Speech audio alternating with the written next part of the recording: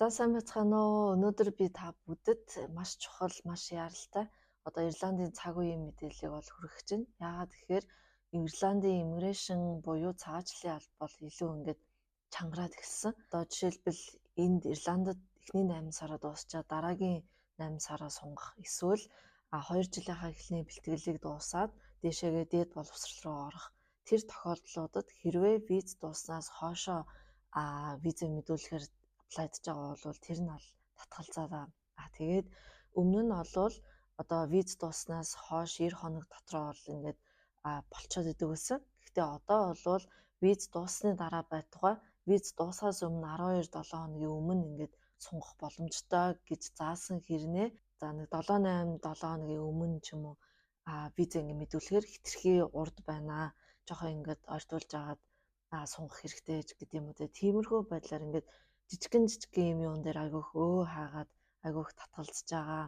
За тэгээд энэний учир нь юу байгаа юм болоо гэд ард нь үзэхээр өмнө нь бол барьцаалчууд яг хичээлээ хийж явж байгаад хичээлээ хаяад тэгээд дандаа ажил хийгээд явцдаг байсан юм байна л да. Тэгэхээр тэрийг болохоор иммиграшны хүмүүс мэдээд тэгээд шалгалт явуулаад тиймэрхүү байдлыг бол таслан зогсоосон юм байна. За одоо болохоор манай монголчууд руу тэр нь шилжиж орж байгаа юм байна л да. Яагаад гэхээр Монголоос эхэлж мэдээлэл өгж байгаа. Тэгээ визэн дээр ажиллаад визийг амжилттай гаргаад өгж байгаа хүмүүс бол очоод 85-аас дээш хувь эрсдэлтэй байж дараагийн сонголтоо хийдэж шүү гэд бол хэлж байгаа тий. За тэд нар бол окей. Тэгээд ирсний дараа болохоор яг бодит амьдрал дээр хүрээд ирэхээр хүмүүс ихэнх нь жоохон ажил хөөх гэдэг ажлаа илүү төлөхөө ажиллах гээд тэгээд эрдсэн буураад байгаа. Тэгэхээр одоо энийг монголчууд байгаа юм байна гэдэг зүйлийг Ирландын цагаачлалын алба анзаараад тэгээ чангарч ирж байгаа юм байна.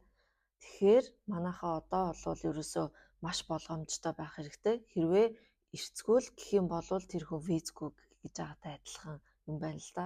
За тэгээд одоо бол Ирландын эрх бүхий байгууллагаас цагдаагийн газарч бай, засгийн газарч бай. Тэдэндээс яг цаасан дээр бичсэн журам гаргахгүйгээр ерөнхий юм дотоод бодлогоороо бол яг ийм эрц яг сурах гэж ирсэн бол сурах хэрэгтэй.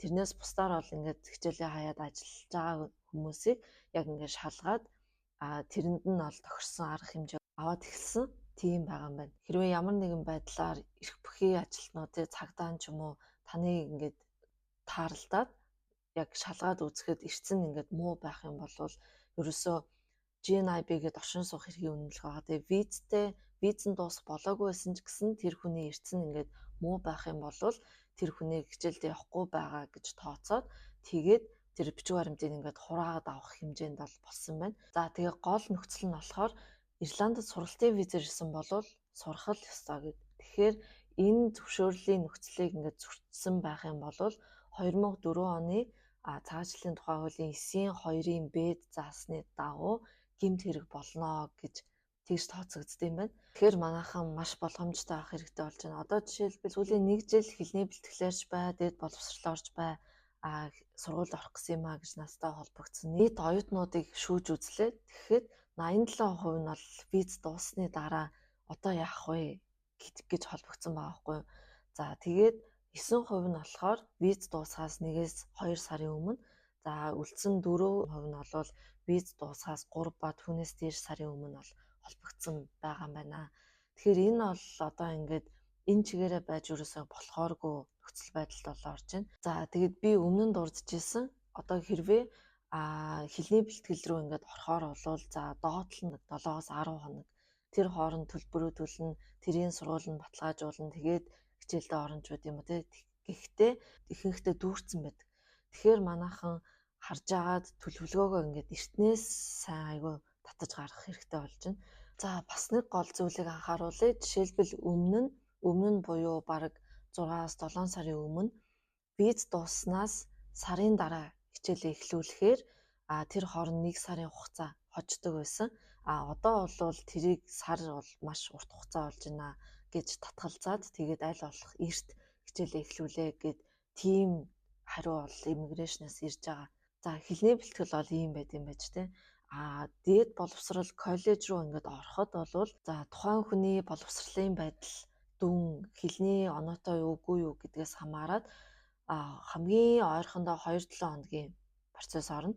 За тэрнээс цаашаага 2 сар гаруй хүртэл ингээд үргэлжлэх боломжтой байдаг.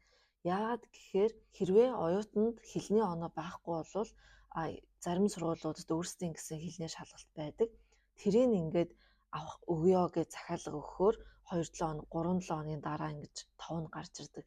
Тэгээд тэр хугацаагаа ингээд хүлээгээд явж итэл тэр таны өмнө нь ингээд шууд хэлний оноотой ч үгүй юм уу тийм хүмүүс сургуульдаа гяс бүртгүүлж ороод хэмжлэгээ аваад төлбөрөө ингээд танаас төрүүлээд өгчнө гэсэн үг. Тэгэхээр сургуулиуд бол ерөөсөө шууд аль төрүүлж төлбөр орж ирсэнд нь ингээд зайгаа дүүргээ явчихж байгаа. Тэгэхээр энэ нь бол айгүй тийм яг за би ямар ч гэсэн зайтай байхад ингээд бүртгүүлсэн шалгалтаа хүлээж байгаа. Миний зай бол ингээд баталгаатай гэсэн тийм ойлголт бол биш болоод байгаа. Тэгэхээр манайхан айгүй сайн тооцоотой байх хэрэгтэй. Хэлний оноогүй л гэх юм бол ерөөсөө сар гармаас 2 сар гармын хугацаа зарцуулж ийж коллеж руу ингээд орноо гэж бол тооцох юм байна. За тэгээд Монголоос үсэж байгаа хүмүүс гайхчих магадгүй коллеж гэж ярихаар коллеж бол яг их сургуультайгаа бол яг ранк адилхан зүгээр юм нэшлэрээ л өөр байгаа гэсэн.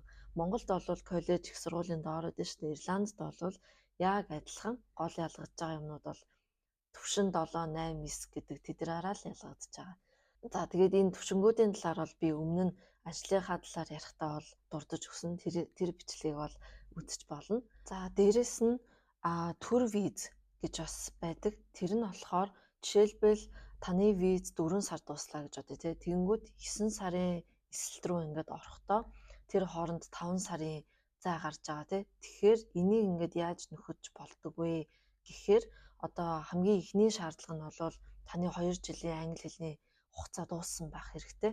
За хоёр дахь нь бол 9 сарынхаа эсэлтийн коллежид тэнцэж ороод төлбөрөө бүрэн төлөөд эрүүл мэндийн даатгал сургуулийнхаа урилгаа бол авсан байх хэрэгтэй.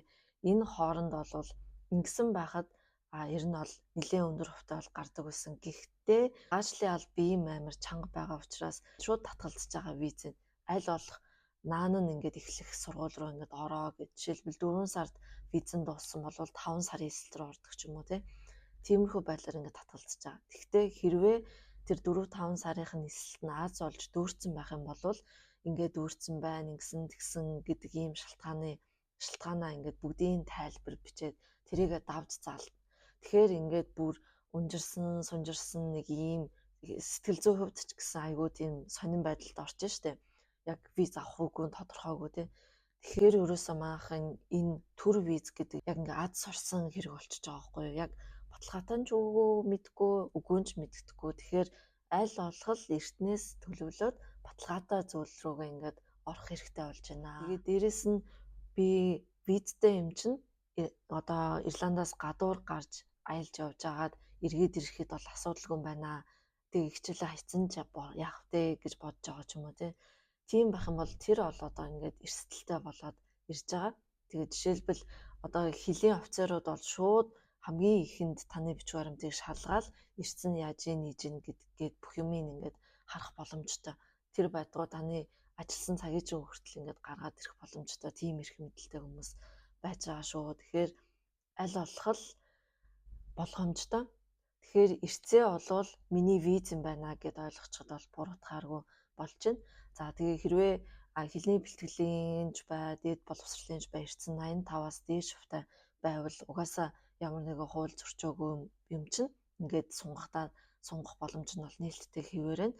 За гол нь визэн дууссаны дараа ингээд яах вэ гэдэг асуудал байж болохгүй юм байна гэдгийг л маш сайн анхаарах юм байна. За ингээд амжилт хүсье манайхан subscribe дараарай. Тэгээд асуух зүйл байвал комментээр бичээ үлдээгээрэй. Би бол комментууд уншиж чаад ингээд хариулаад явж байгаа. За дараагийн бичлэгээр уулзцгаая.